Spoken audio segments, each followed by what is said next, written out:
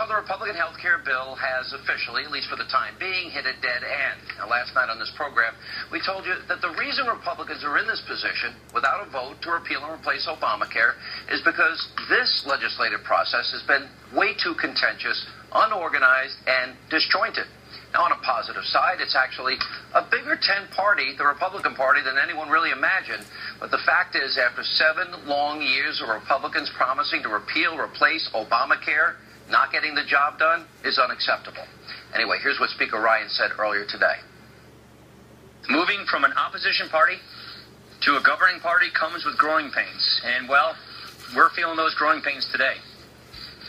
We came really close today, but we came up short. All right, Speaker Ryan's right. They did come up short, and we need to make sure this never happens again. Let me be very clear here. This is not President Trump's failure. The president went above and beyond, did everything in his power to get this bill across the finish line. And here's how the president reacted this afternoon. Take a look. We're just a very small number of votes short in terms of getting our bill passed.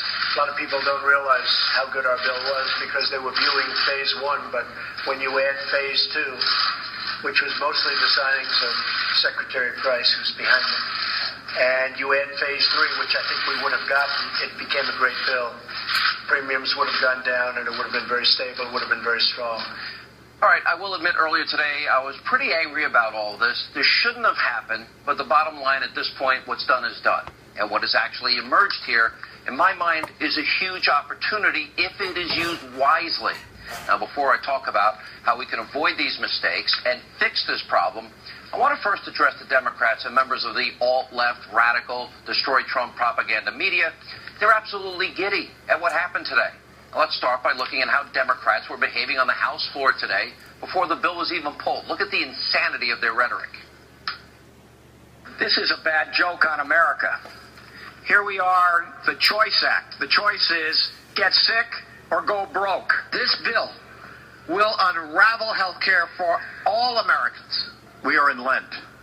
It's supposed to be the holiest time. Whatever you do to the least of my brothers, you do unto me. Think about that before you vote for this bill. Please vote against it. It is not liberty for a woman to be forced to go to work within weeks of having a child. That's what this bill would do. Yes, I want to ask why the Democratic microphone is turned off. The last 2 speakers we've not been able to hear as well as we heard Ms. Cheney, and I want to know why that is. I hope somebody hears my plea and that the parliamentarian will take care of this problem. This debate is too important to have our microphones at a lower scale. Older Americans are going to pay for a tax cut for the richest people in this nation. Older Americans are going to be hit the hardest. What does the GOP stand for? Get old people. That's what this bill does. Yeah, get old people. All right, all you snowflake Democrats, you may be happy this bill was scrapped, but guess what? You're not going to be smiling for long, and that's a promise. Now, since Obamacare was not repealed or replaced, guess what? The country is now going to see just how devastating your statism and how dangerous this law really is. Now, back in February, the CEO of Aetna said Obamacare is in a death spiral. It's only going to get worse. We see premiums now skyrocketing in some places by 117%. Really? Are you happy about that? Is that something to smile about? Are you really happy that over the last decade, in the Obama years, people's plans have gone up $5,400 on average? Democrats, you happy about that? Are you really happy?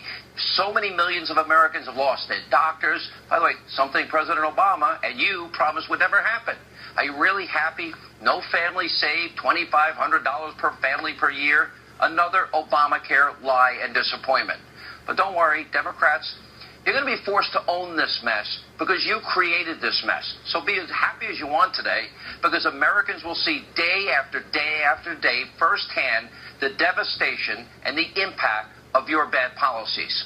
Now, how do we talk about and how do we make sure this never happens again? It's really important to look back and examine what went wrong here so Republicans are not in this position again. Second, Republicans, they've got to go back to the table. This time, build a consensus bill. Didn't happen this time. Now, for example, before the GOP Obamacare replacement bill was rolled out, we heard from many House GOP lawmakers right here on this show saying they had no idea what was in that bill that was being scored in the CBO. Take a look. You guys are worried you haven't seen the repeal and replace bill. All four of you have told me that. Got to see the bill before I can agree to anything. I'm kind of anal like that. I'd like to read the bill. You remember 2010? We all said, if you elect us, you give us the majority, we will read the bill. If you don't learn from your mistakes, you're doomed to repeat them. All right, that's mistake number one. And at the very least, Republicans had a major communications problem as it relates to this bill. So the big question tonight is, all right, going forward, how do we make sure this never happens again? Now, for starters, I would say to the Republican leadership, before you release any bill, there has to be a consensus built from all the different factions of the GOP. In other words, the moderates, the study group, the Tuesday group, the Wednesday group, the Saturday group, the Sunday group, and yes, the Freedom Caucus. All right? Then you won't need a big fight on national TV and radio. In the future, what I would do is the following. Bring everybody into the room. Start the process of building that bill with everybody I just mentioned, knowing and telling everybody they're not going to get everything that they want.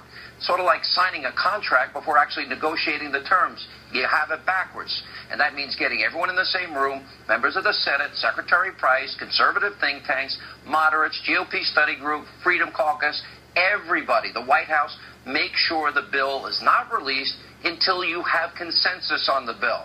Now, this would take a lot of the ugliness out of the process. Now the president is moving on. He's forging ahead with his agenda.